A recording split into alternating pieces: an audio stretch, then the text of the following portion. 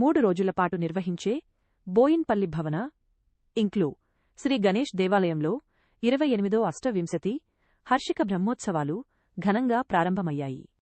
మొదటి రోజు మహాగణపతి పూజ, గోపూజ, రుద్రసహకారాలు, అగ్ని ప్రతిష్ఠ కార్యక్రమాల cantonment board nominated member Bhanuka Narmada Mallikarjun హాజరై స్వామివారికి ప్రత్యేక పూజలు చేసి గణపతి పూజలో పాల్గొన్నారు. ఈ సందర్భంగా భానుక నర్మద మల్లికార్జున్ మాట్లాడుతూ, కంటోన్మెంట్ నియోజకవర్గంలో 6వ వార్డు భవన కాలనీలోని ప్రసిద్ధిగాంచిన గణపతి ఆలయంలో బ్రహ్మోత్సవాలను మొదటి రోజు వివిధ పూజలతో ఘనంగా ప్రారంభమైనట్లు తెలిపారు.